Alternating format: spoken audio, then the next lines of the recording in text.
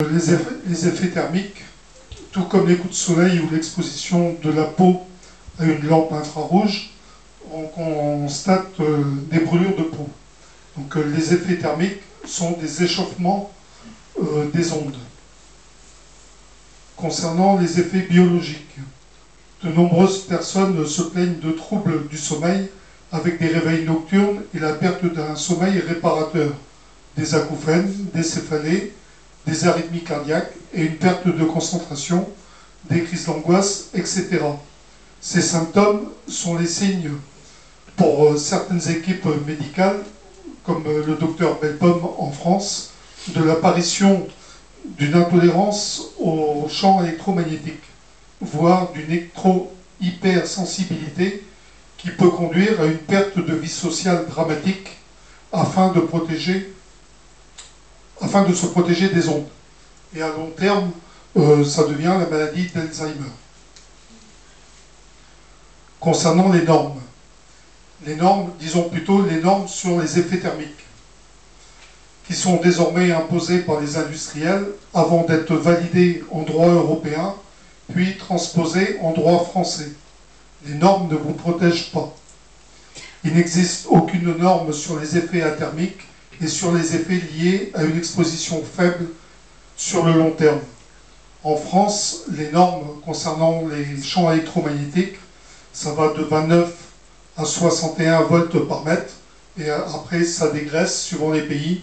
Donc la Belgique de 14 à 30, l'Italie de 7,7, la Pologne 6,1, le Luxembourg 3, la Russie, on dit qu'ils sont en retard, mais ils sont à 2,7, et l'Autriche qui a un taux de 0,6 volts par mètre.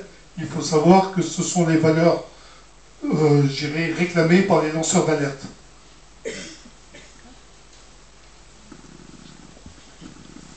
Les champs électromagnétiques. Donc les champs électromagnétiques artificiels, un exemple, c'est les rayons X pour une fracture. Ce sont des champs créés et imposés par l'homme, le contraire des champs électromagnétiques naturels, les orages, l'indication nord-sud d'une aiguille aimantée, des champs nécessaires à l'orientation des oiseaux et des poissons. Le micro-ondes Wi-Fi détecteur. Donc ces appareils subissent des champs électromagnétiques classés par l'OMS comme potentiellement cancérigènes. C'est un choix, de la personne, c'est un choix de chaque citoyen d'en avoir chez lui ou pas, donc de recevoir ou pas des ondes. La solution pour le DETECT, le DECT, c'est les téléphones que vous avez, c'est les téléphones sans fil de la maison qui sont reliés à une box. Donc, vu que vous avez un téléphone sans fil et que les opérateurs maintenant ont supprimé, tous les accès, pardon. Téléphone fixe. Téléphone fixe, oui. On peut quand même les brancher sur les Livebox. C'est-à-dire que une Livebox, par exemple, vous pouvez brancher un vieux téléphone à cadran ou à touche avec une prise gigogne sur la box.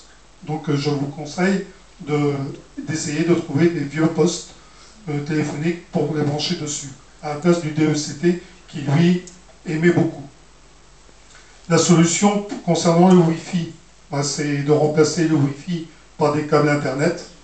Pour le micro-ondes, la solution, c'est simple, c'est revenir à la casserole ou à une poêle pour réchauffer.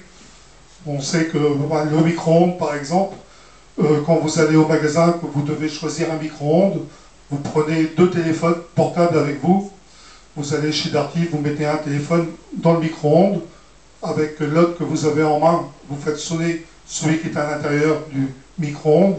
Si vous l'entendez sonner, ne prenez pas cet appareil-là, parce que les ondes, elles sortent. Elles rentrent, mais elles sortiront aussi. Donc méfiez-vous. Le téléphone portable. Concernant le téléphone portable, on ne donne jamais un téléphone portable à un enfant avant 8 ans. Et on limite pour les enfants le téléphone portable jusqu'à 15 ans. Ce sont des conseils. Il y a aussi le kit main libre, les haut-parleurs. Maintenant, concernant le CPL, donc on l'avait déjà chez nous par les ondes, les impulsions de courte durée pour les basculements heure creuse, heure pleine des chauffe-eau électriques, qui était, je dirais, ce CPL-là est de 175 Hz. Donc la bascule heure creuse, heure pleine, jour-nuit. Mais à partir du Linky, comme c'est une superposition, on a aussi donc de grosses fréquences, 24 heures sur 24 et 7 jours sur 7, qui vont de 63 000 à 490 000 Hz. Donc on a vu tout à l'heure les impulsions quand ça criait, je dirais, on a vu les courbes des impulsions, on a des impulsions de 4 à 6 impulsions par minute. Donc le CPL est fait pour les câbles blindés.